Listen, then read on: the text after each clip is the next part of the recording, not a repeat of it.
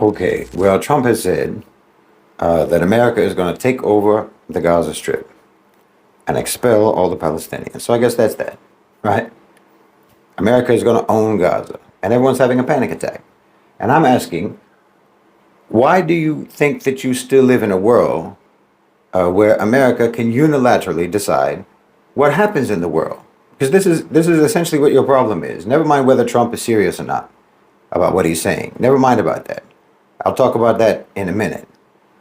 But why would anyone in 2025 think that it matters even slightly whether he is serious or not? The world is not America-centric anymore.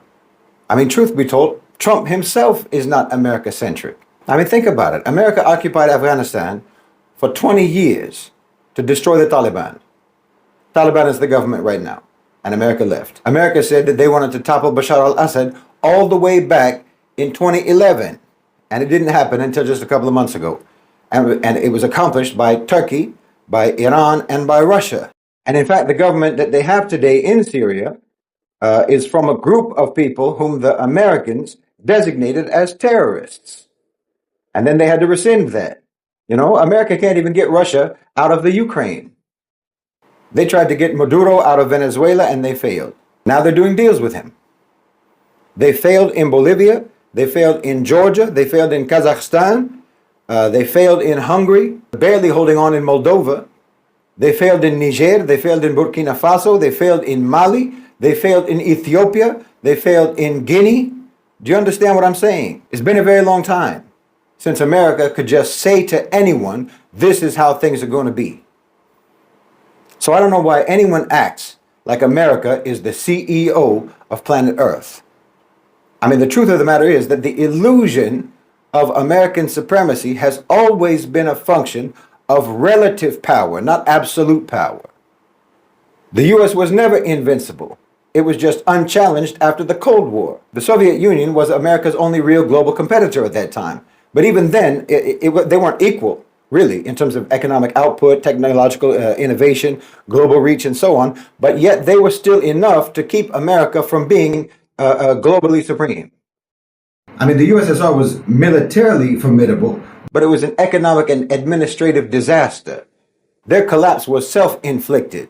It wasn't the consequence of American power. The Soviet collapse was caused by inefficient central planning. It was caused by bad policy, overextension of military spending to try to keep up with the U.S. and their military spending, internal corruption, stagnation, failed economic reforms like perestroika. That system died. It wasn't killed.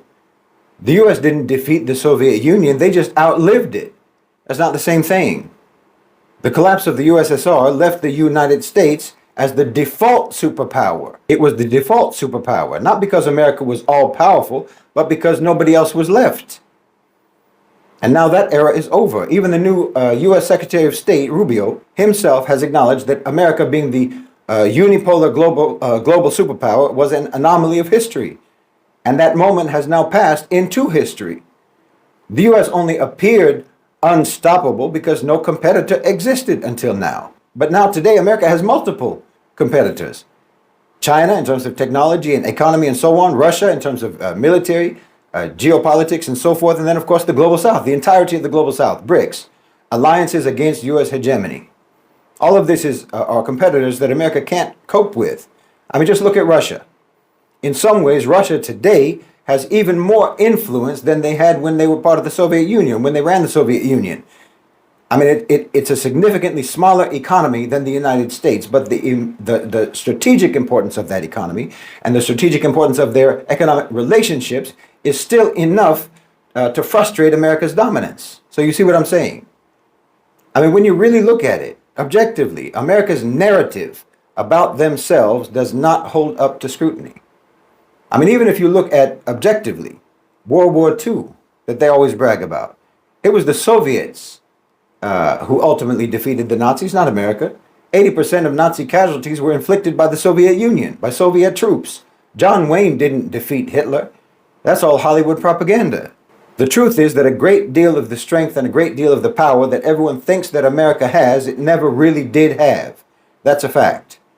And now, that relative power, that relative strength, is diminishing because it always relied on the absence of any other power existing. Well, now other powers exist. So you have to understand both that, first of all, America never was as powerful as you have been made to believe it was. And secondly, you have to understand that the power that they did have is in steep decline. And it's been shrinking for years now. That's the reality. And as I've talked about, the power structure in America knows this. They're fully aware. That's why we see them withdrawing. That's why they're self-isolating. It's not by choice, it's by necessity. They have to. Because not only does America not enjoy global supremacy, they're not even competitive anymore. They don't have the coercive power that they had when there was no one else on the block. Really, there are only two main reasons why we ever thought that America was so powerful. First, like I said, is because after the collapse of the Soviet Union, there simply wasn't anyone else. So in the absence of another power, they looked very powerful. And the second reason is because their use of their power was always so malicious and so brutal. So their viciousness amplified their power in our minds. But there's a difference between being powerful and being dangerous. America was just dangerous, but they weren't that powerful. America was always bloody, but they were never brave. And so now with the rise of China, with the rise of BRICS and so on, with the rise of increasing regional autonomy, say, America is retreating because it has to. I mean, you should really stop. America should stop posturing about China. It's ridiculous about rivalry and conflict with China, or what have you. What you will or what you won't do about Taiwan. It's just absurd. You're not going to get into an armed conflict with China, and everyone knows it. You won't even fight Russia yourselves. You'll just let the entirety of Ukraine commit national suicide on your behalf. I mean, China wouldn't even have to fight your military. They could just decide one day that you don't get access to their rare earths anymore, and they'll neutralize you overnight. Let's be serious. Even your uniforms, your military uniforms, are made in China. So the point is, America isn't what it used to be, and even what it used to be wasn't what you thought it was. So when Trump says this or Trump says that, or if it was Biden and he said this or that or the other, whoever else, it doesn't matter. When they talk about what they want to happen in the world, it's not divine decree to which all the nations of the world must capitulate. Those days are over. Because look, Trump didn't say anything, actually. He didn't say anything different than what Biden said. Biden also said that he wanted Egypt and Jordan to take the Palestinians, and he was told no, just like Trump has been told no. Trump doesn't have any more power than Biden had. It's the same office. I mean, Trump can put, expel the Palestinians on his vision board and meditate about trying to manifest it, see if the universe wants to give it to him, but that's about it. This is not a realistic suggestion in any way whatsoever. And in my opinion, Trump knows that. The Palestinians aren't going anywhere. Now, I should say, obviously, what he is suggesting, just the fact that he's suggesting it, whether he's serious or not, what he is suggesting is genocide. He's suggesting ethnic cleansing. He's suggesting a crime against humanity. And frankly, again, regardless of whether he's serious or not, just for saying it, and of course, any single step that he might take in trying to get support for that suggestion, well, he should be tried at the ICJ. But that's not saying something special. There hasn't been an American president in my whole lifetime who shouldn't have been charged and tried for war crimes. And inshallah, bi'idhnillah, we'll see a day like that. We'll see a day when that happens. That day will come, inshallah. I mean, Trump is too old to worry about that. But there are people in his administration who could potentially live long enough to live in a world where American officials are finally held accountable for their crimes. I don't know how old Anthony Blinken is, but he should definitely be in the dock, along with Obama, along with Hillary, Bush, Cheney, all the lot of them. Marco Rubio, that Secretary of State, he's not that old. He might just live long enough to see his day in court. But look, the reality is there's no plan here. Any Zionists who are getting excited about it are basically the same as people who buy a meme coin or an NFT. You're being had. Trump is cutting all foreign spending, U.S. aid, freezing all foreign assistance. Even the CIA is on the chopping block. He's going to pull American troops out of Syria. He's even talking about reducing or even potentially withdrawing American troops, ground troops out of Europe. He's not about to undertake a military occupation of Gaza by the United States. You must be joking. I mean, this is so obvious that it shouldn't even need to be said. And as for the expulsion of the Palestinians into some sort of settlements somewhere, Egypt, Jordan, or somewhere else, well, his plan is for the Arab states to pay for it. Okay, this is according to the prevailing interpretation of his words. I'll talk about that also in a minute. But according to the interpretation that everyone is going with, Trump wants to expel the Palestinians, if not to Egypt, and if not to Jordan, then to any number of other countries unnamed.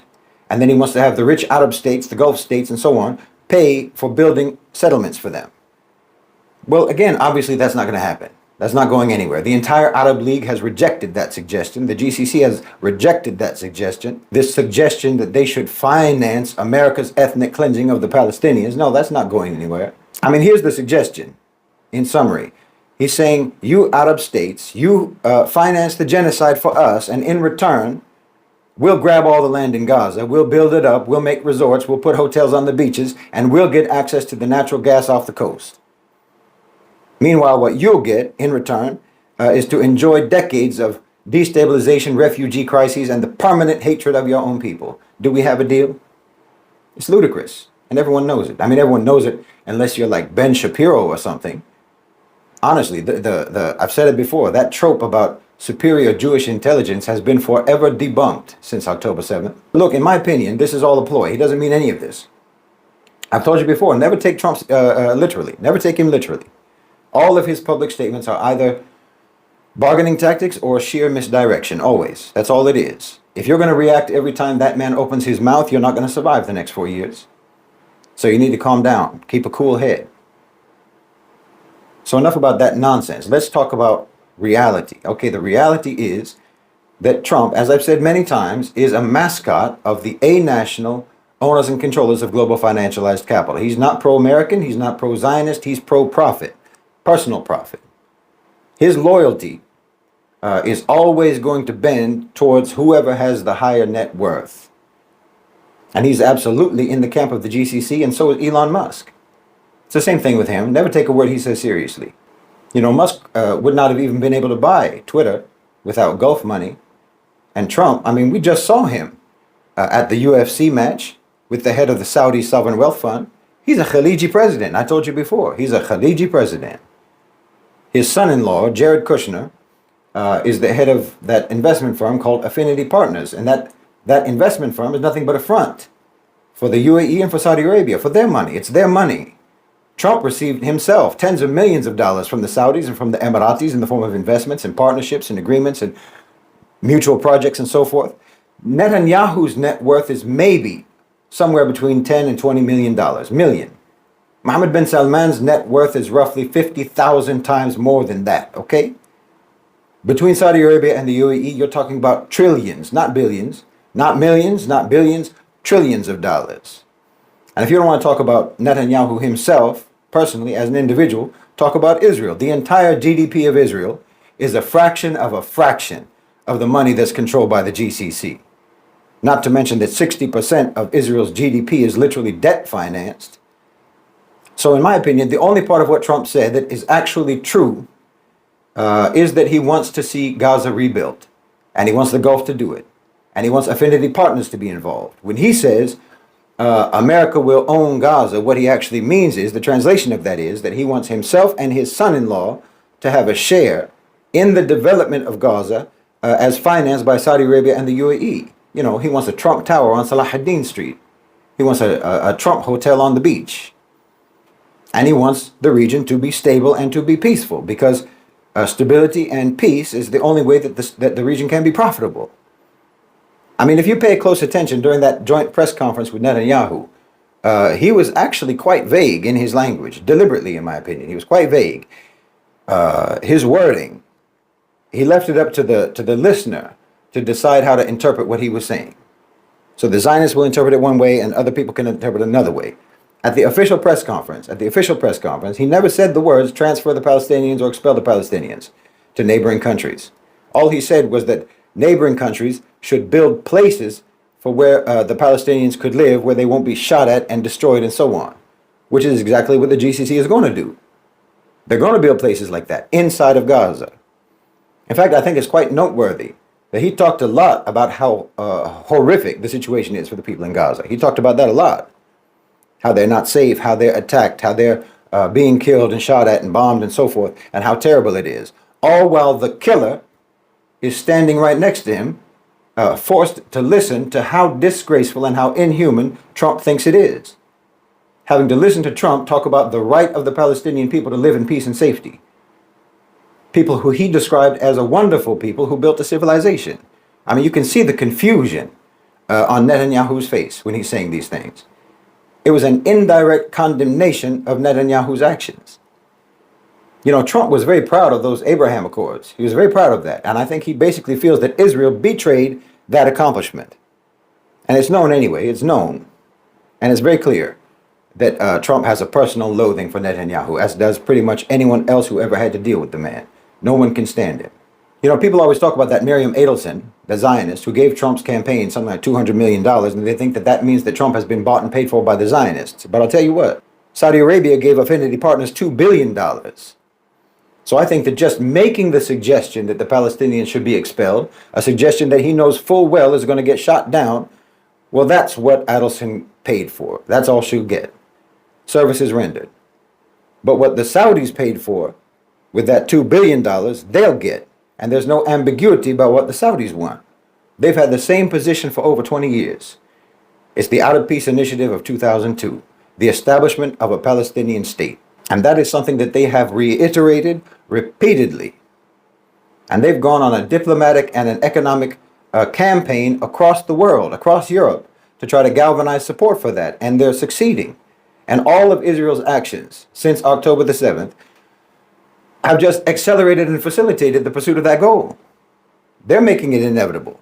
I'll mention something here about the natural gas off the coast of Gaza, because I've heard a lot of people online, I've seen a lot of people online who look like they're newcomers to the Palestinian issue, like they just got on board after October 7th, and they're acting like this gas is a new discovery. No, it's known, and there are exploration and extraction contracts with the Palestinian Authority. The PA is the designated controller of those resources, not Israel and not Hamas.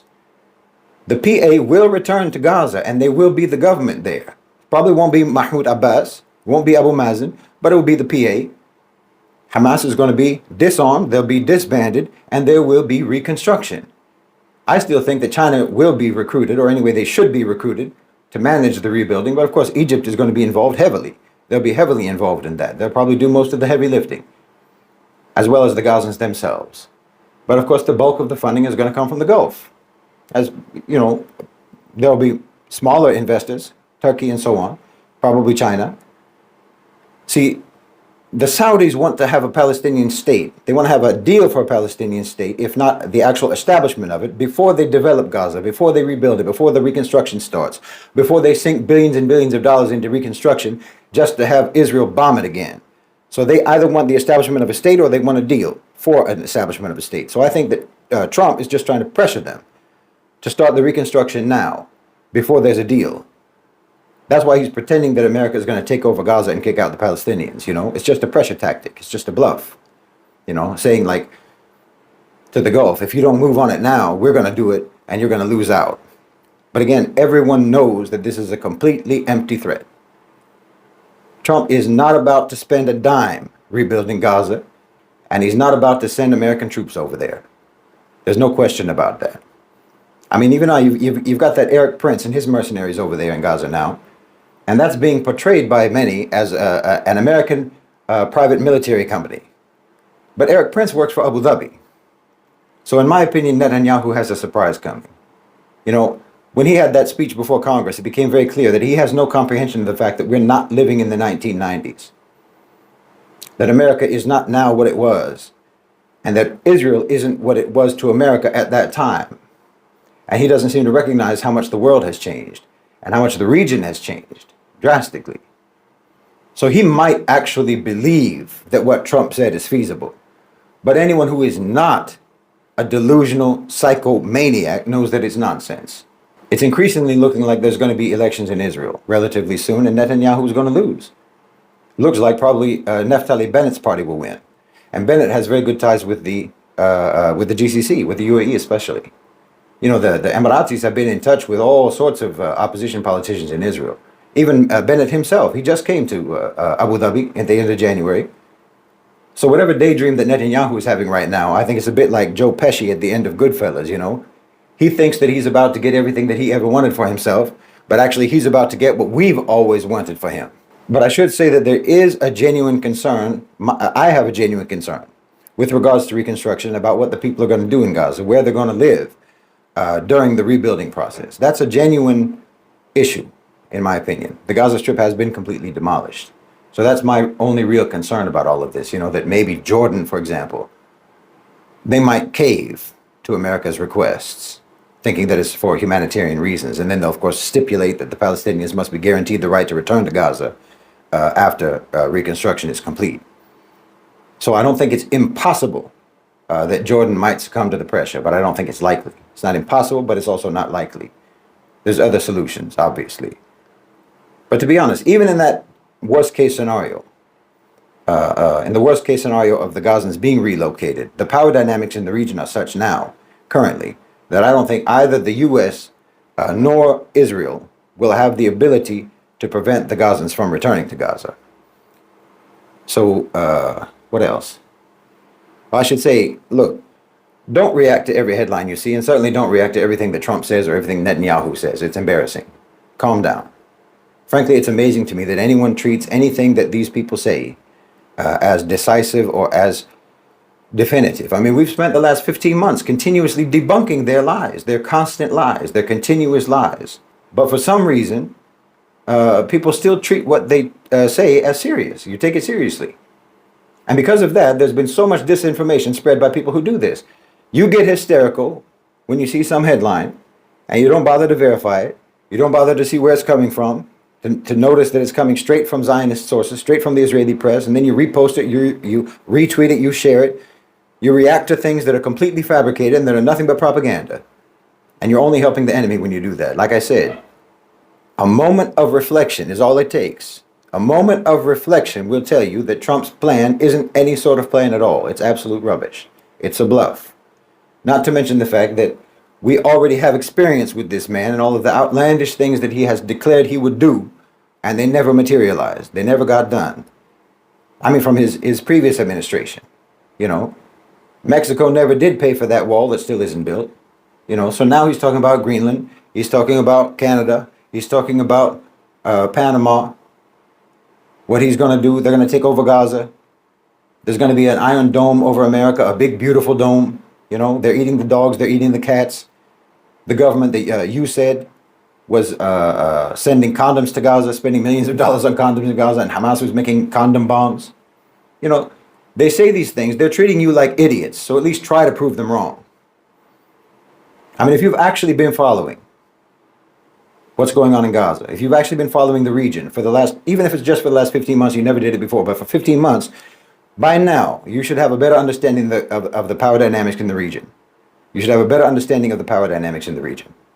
And you should at least have noticed the extent to which American influence has declined. Because like I said, Biden wanted to do the same thing that Trump wants to do now, or that he suggested now.